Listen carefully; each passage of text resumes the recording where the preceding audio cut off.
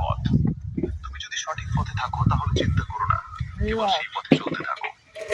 কিন্তু অবশ্যই তোমার লক্ষ্য অর্জন করবে। এই গোটা পৃথিবীতে সবচেয়ে মূল্যবান জিনিস হলো সময়, তাই একে নষ্ট করো না। বহির রে বহির, সেই বহির পাকা পাকা। যেমন চাঁদ আর সূর্যের তুলনা করা যায় না, কারণ তারা দুজনেই নিজেদের সময় মতোই আলো দেয়।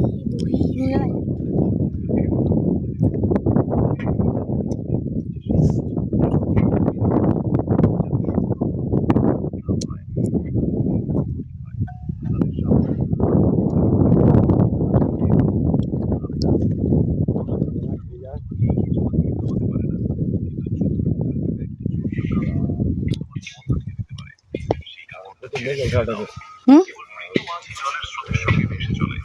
জীবন্ত মাছ নিজের পথ নিজেই খুঁজে নেয়। তোমার সাহসকে এটা বলো না যে সমস্যা কত বড়, বরং তোমার সমস্যাকে এটা বলো যে তোমার সাহস কত শক্তিশালী।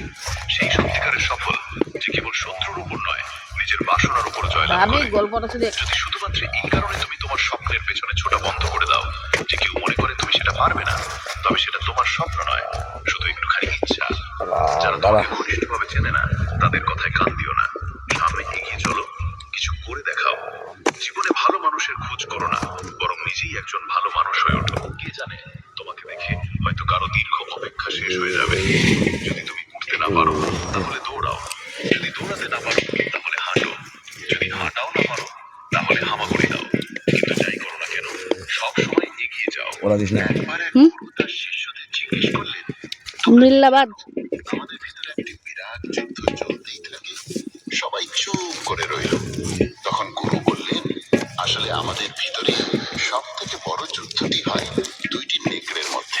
এক হলো কালো নেকড়ে, যে ক্রোধ, হিংসা, অহংকার, দুঃখ, অপরাধ, চুরি আর মিথ্যার ভাষা বলে।